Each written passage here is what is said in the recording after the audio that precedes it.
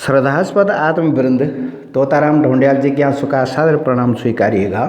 बचपन से वर्तमान तक नामक पुस्तक के 35 खौर शीर्षकांतर्गत वृद्धावस्था जीवन की शाम तो नहीं के चौथे अंक का भी संक्षिप्त ही वाचन कर रहा हूँ। हड्क फुकिंदन लखुड़ जना लटुल फुकिंदन बबलो जना वा कंचन काया गल्द फुकिन ढय घंटम रंगना थुपड़ी बना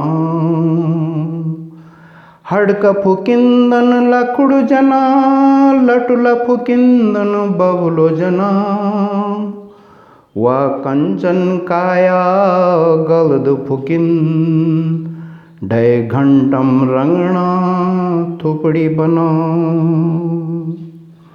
इस संसार में किसी का भी कोई भी नहीं होता है, मात्र उसका अपना शरीर, उसके द्वारा कमाई गई धनराशि, किए गए भले बुरे काम ही उसके अपने होते हैं। इसलिए परोपकार की ही कमाई कमानी चाहिए। वही कमाई उसके साथ चलती है, उसको कोई चुरा भी नहीं सकता, छुपा भी नहीं सकता, उसके हिस्से भी नहीं होते हैं। वही कमाई जाने वाले का साथ निभाती है। इसलिए उक्त सत्य को आत्मसात करके जिन वृद्धों के पारिवारिक दायित्व पूरे हो चुके हों या उन्हें उनके बच्चों ने घर से बाहर निकाल दिया हो, वे स्थावरम नखलक्षं च नवलक्षं च जलचरा कूर्मचैकादशं लक्षं दिग्लक्षं पक्षिण स्मृता त्रिंशं पशु विजानीया चतुर्लक्षं च वानरा एते चतुरशिं भुक्त्वा मानुषं जन्म लभ्यते। 20 लाख जड़, 9 लाख जल में चलने वाले, 11 लाख कीड़े, 10 लाख पक्षी, 30 लाख पशु, 4 लाख बंदर, कुल 84 लाख योनियों में जन्म मृत्यु होने के बाद ही मनुष्य योनि मिलती है। देहिनोऽस्मिन् यथा देहे कौमारं यौवनं जरा तथा देहांतर प्राप्तिर्धीरस्तत्र न मुह्यते। गीता अध्याय 2 श्लोक 13वां।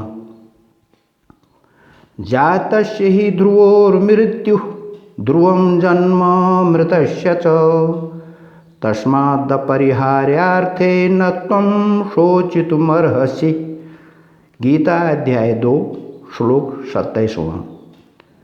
अर्थात जैसे जीवात्मा के इस शरीर में बाल्यावस्था, युवावस्था और वृद्धावस्था आती है, वैसे ही वर्तमान जीर्ण देह अवसानोपरांत अन्य शरीर की प्राप्ति भी होती है। उस विषय में धीर पुरुष मोहित नहीं होते। यद्यदाचरति श्रेष्ठस्तत्तद्देवेतरो जनः स यत्प्रमाणं कुरुते लोकस्तदनुवर्तते। गीता अध्याय 3 श्लोक 21वां। अर्थात जो आचरण बड़े लोग करते हैं अथवा जो प्रमाण वे प्रस्तुत करते हैं, उसके अनुयायी उन्हीं को आदर्श प्रमाण मानते हैं। धूमेन व्रियते बह्निर् यथादर्शो मलेन च यथोल्बेनावृतो गर्भस्तथा तेनेदमावृतम्। गीता अध्याय 3 श्लोक 38वां।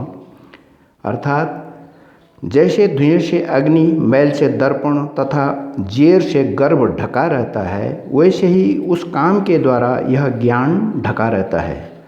राजा ययाति ने बहुत से भोगों को भोगने के बाद कहा था, न जातु कामः कामानाम् उपभोगेन शाम्यति हविषा कृष्णवर्त्मेव भूयेवाभिवर्धते। श्रीमद् भागवत 9:19-14। अर्थात विषयों के उपभोग से काम शांत नहीं होता, अपितु घृत से अग्नि की भांति और भी अधिक बढ़ता ही जाता है। उक्त ज्ञान हृदयंगम करके अपने प्रौढ़ अनुभवों से सर्व समाज हित में आदर्श कार्य किया करें।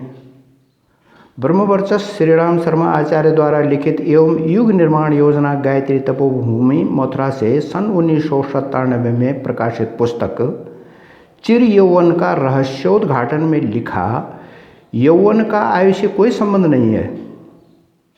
जैसे आदि शंकराचार्य द्वारा चारों धामों की स्थापना करने के साथ ही इतना साहित्य लिखा गया कि उसे पढ़ने हेतु अनेक जीवन चाहिए। लिखते हुए 176 से 180 वर्षों की आयु में देहांत होने वाले व्यक्तियों का जिक्र भी किया है। उन्होंने विश्व भर के अनेक धार्मिक, साहित्यिक, सामाजिक, राजनीतिक आदि क्षेत्रों में कार्यकर्ताओं, जिन्होंने वृद्धावस्था में जवानी से अधिक स्फूर्ति दर्शाते हुए आदर्शतम कार्य किए। जैसे गोस्वामी तुलसीदास जी ने रामचरितमानस को अपनी 50 साल की आयु पूरी होने के बाद ही लिखना प्रारंभ किया। रविंद्रनाथ टैगोर और यूनानी नाटककार सोफोक्लिस द्वारा 90 वर्षों तथा जॉर्ज बर्नार्ड शॉ द्वारा 93 सालों तक साहित्य सृजन करते रहना। अंग्रेजी कवि मिल्टन, जो कि 40 साल की उम्र में चर्मचक्षु विहीन हो गए, किंतु आत्मिक शक्ति की साधना से उन्होंने अपनी 50 साल की उम्र में पैराडाइज लॉस्ट लिखा। 100 साल की उम्र में भी सक्रिय सफल अमेरिकी उद्योगपति रॉकफेलर आदि के नाम, काम और उम्र का ज्ञान देकर निराशावादी विचारधाराओं में स्फूर्ति भरी। स्वयं श्रीराम शर्मा आचार्य जी ने अपनी 60 साल की अवस्था से देहावसान की अवस्था 80 साल, कुल 20 सालों में लगभग 3300 पुस्तकें लिखकर आशा परमा ज्योति निराशा परमोत्तम, अर्थात आशा परम ज्योति और निराशा घोर अंधकार है की मिसाल प्रस्तुत की। इस अंक में इतना ही। प्राणदाता परमात्मा की दुर्बा देने हुआ, बागदेवी की दुर्बा देने हुआ, दूब सिमोलियाँ चाम सिपोलियाँ, तुम भी अपना संस्मरण सुने। ओम।